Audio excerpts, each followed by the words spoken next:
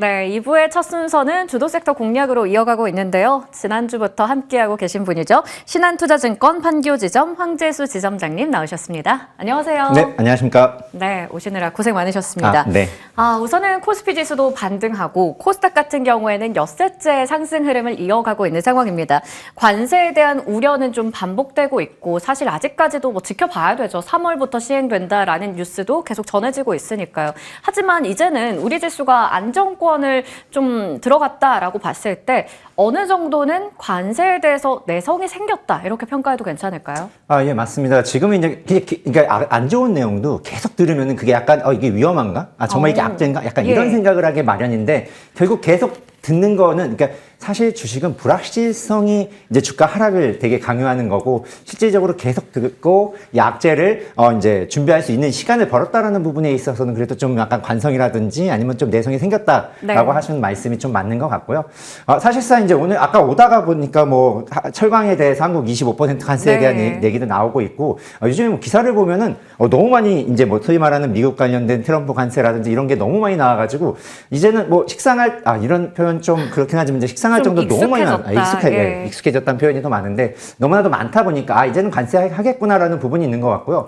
근데 이제 왜 이제 이런 내성이 생겼냐라고 보면은 사실상 멕시코, 캐나다 관세를 25% 때린다라고 하고 결국 이제 시행하는 날 뭐 전날에 이제 막 또 연기한다든지 아니면 뭐 결국 목표는 다른 데 있을 거다. 그리고 이제 실질적으로 이게 관세를 때리기 위한 거냐, 정말 펜타닐이라든지 이런 마약 관련된 문제를 이제 해소하기 위한 거냐, 어느 거를 위한 건지 모를 정도로 모호하게 얘기를 했고, 실질적으로 미국도 약간 불안해하고 있다. 왜냐하면 걱정이 되는 게 결과적으로 인플레이션을 자극하고 경기 둔화에 대한 우려감을 사실 이거 지울 수 없는 부분이 있거든요. 그러다 보니까 최대한 이롭고 자기네 시장은 금리도 인플레이션도 경기도 유지하면서 이제 적자를 그 무역 적자를 줄이려고 하고 있는 부분이라 사실 굉장히 어려운 부분입니다. 결국 한국을 때린다 할지언정 그래도 실질적으로 약간 뭐 이렇게 약간 어느 걸 취하기 위해서 다른 걸 목적으로 하지 않겠느냐라고 하는데 사실 뭐 기사 내용을 보다 보니까 사실 우려가 되는 게 사실 뭐 방위비인 것 같습니다.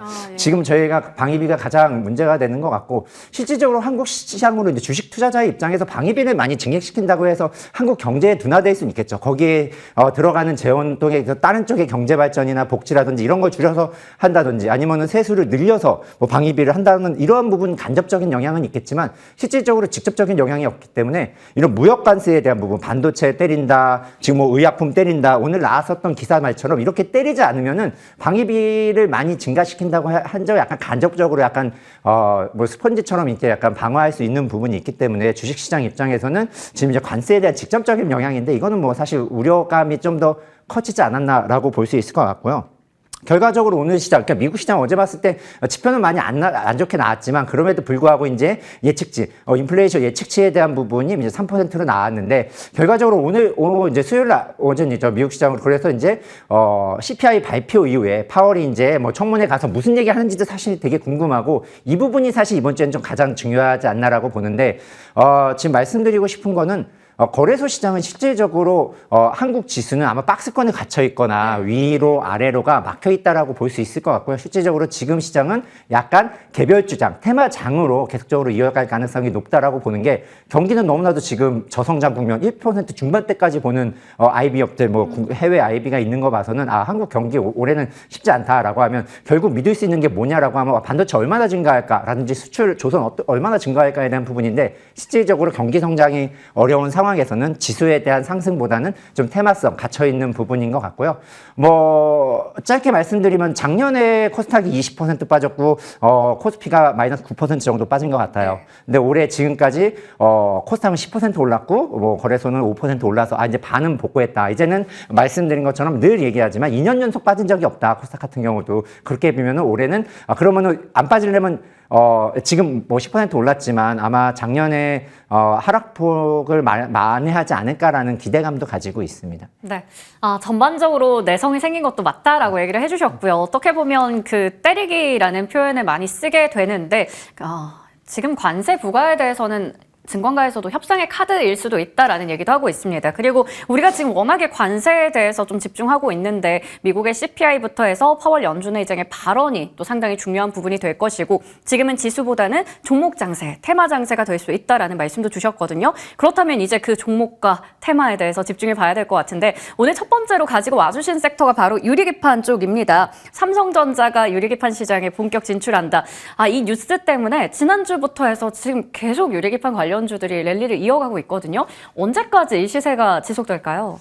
예, 주식시장으로 봤을 때 과연 주식시장을 올라가게 하는 원인이 뭘까라고 보면 당연히 이제 실적이라는 거죠. 작년보다 올해가 낮고, 올해보다 내년이 좋아질 거에 대한 기대감. 뭐 이런 섹터를 찾아야 되는 거고. 또 그리고 또 하나가 신사업을 통해서 없었던 기존 사업 플러스 알파. 그러니까 새로운 사업에 대한 기대감이 또 주가에는 크게 작용하는 효과가 있거든요.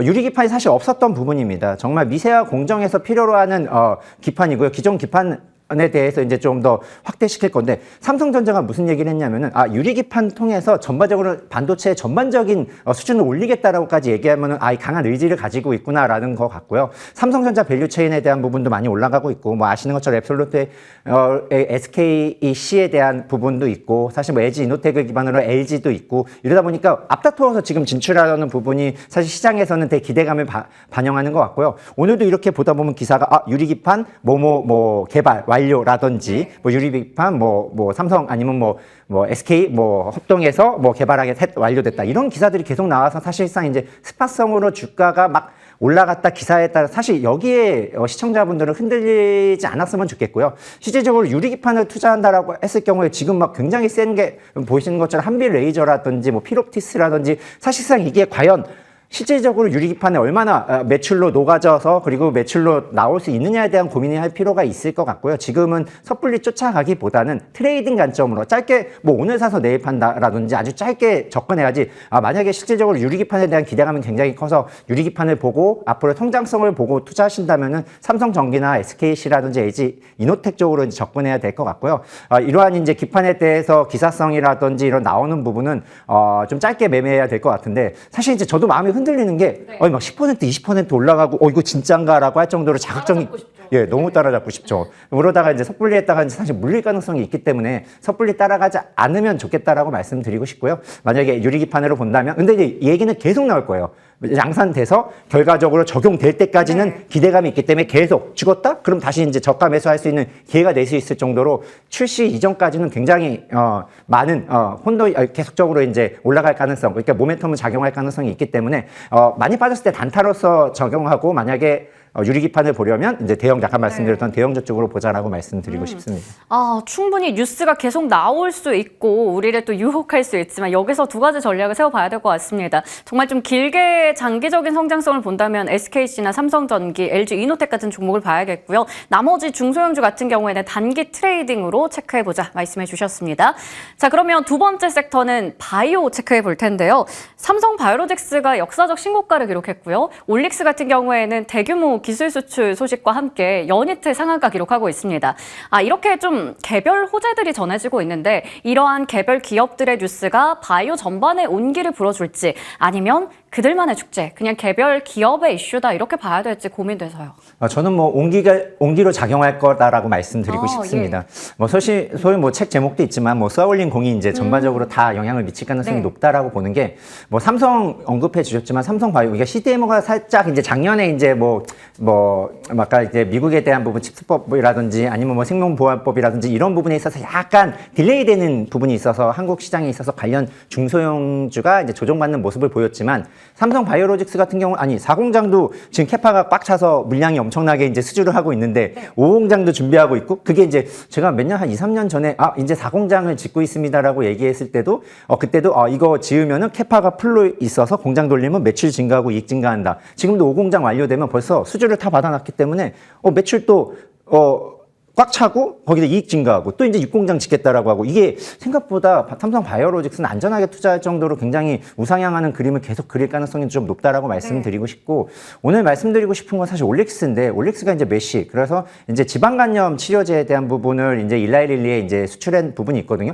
근데 벌써 점상 2번 갔는데도 맞아요. 사실상 저 어저께도 주문을 넣고 오늘도 주문을 넣었습니다. 네. 근데 빵주 체결이 됐겠죠. 이제 모두가 같은 생각을 하고 있으니까. 왜냐하면 이제 해외적으로 이 기전에 대해서 이 약물에 대해서 경쟁 회사가 아주 수조 원에 가고 있기 때문에 이제 시가총액이 3천억 대부터 지금 거의 아까 오는데 거의 6천억 대까지 올라왔던 것 같은데 이러한 부분에 있어서 더 올라갈 룸이 있어라고 했는데 사실 조심스럽지만 더 올라갈 룸이 있지 않을까라고 저는 생각은 하고 있습니다. 근데 과연 이게 여러 번 점상한가 2번 갔지 또 3번 갔지 4번 갔지라는 걸 보여준다라면은 이제 기술 수출하는 기업들은 점상 가는 거 아니야라는 걸로 이제 약간 기대 심리를 되게 부풀려서 시장에 이제 퍼뜨릴 수 있다라고 보고 있고요. 그러다 보니까 요즘에 이제 그 기술 수출에 대한 기대감을 가지고 있는 ABA 바이오라든지 요런 몇 개가 이제 양호한 모습을 그리고 있는 걸 보이고 있거든요. 결국 주가 흐름이 과거에는 기술 수출했어 라고 하면 계약금 얼마야? 아니면은 이게 마이스톤이 얼마야? 라고 궁금했는데 지금 네. 기술 수출만 하면은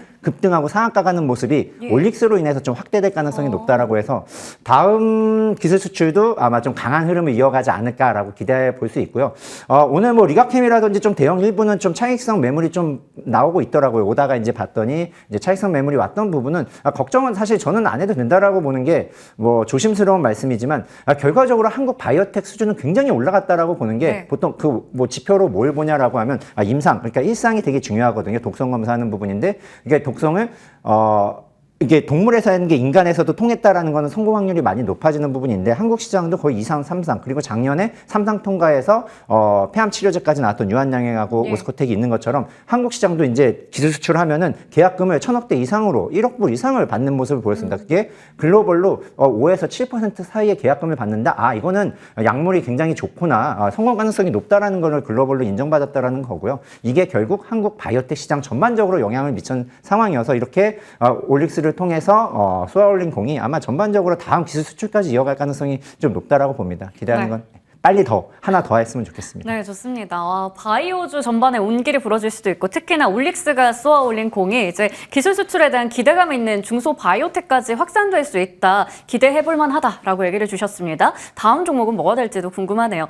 자, 이렇게 오늘 반도체와 바이오 두 가지 섹터를 살펴봤는데요. 자, 그러면요. 이 안에서도 우리가 관심 있게 볼 만한 종목 하나 꼽아주신다면요. 장비주 하나 보고 있는데요. 예. 저 STI 말씀을 드리고 싶습니다. 사실상 이제 작년에 그랬죠. 삼성전자가 하이닉스에 비해서 굉장히 안 좋았죠. 사실 하이닉스 같은 경우 HBM으로 인해서 엄청나게 이제 매출 증가 플러스 이제 이익이 굉장히 많이 증가해서 오히려 삼성전자 반도체를 넘어선 모습 보였고 과연 올해는 삼성 전체를 넘냐에 대한 얘기 나올 정도로 이제 하이닉스가 워낙 좋았고 사실 삼성전자가 되게 어려움을 겪긴 했었습니다.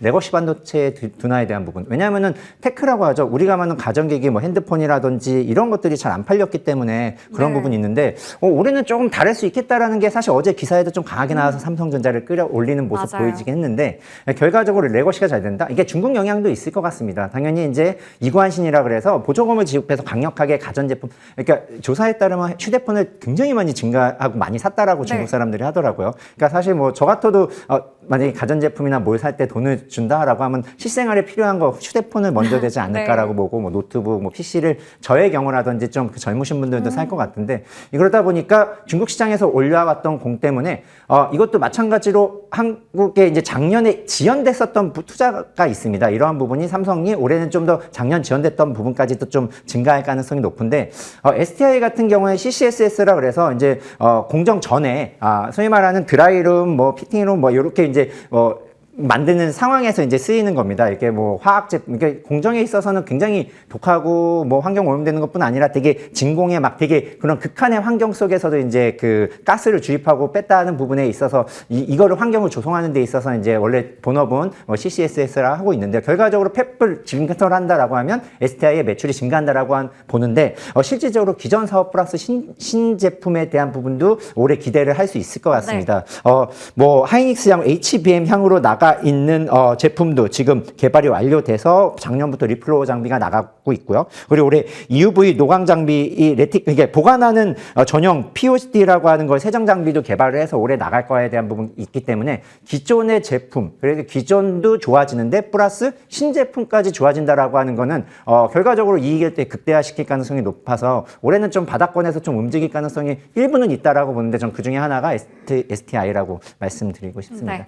확실히 중국의 이고환신 효과도 받아가고 거기다가 레거시 업황이 이제 안정세에 접어드는 그 부분을 봤을 때는 반도체 장비 중에서 STI를 눈여겨본다라고 말씀해 주셨습니다. 참고해 보시면 좋을 것 같고요. 지금까지 신한투자증권 판교지점 황재수 지점장님과 이야기 자세하게 나눠봤습니다. 말씀 고맙습니다. 네, 감사합니다.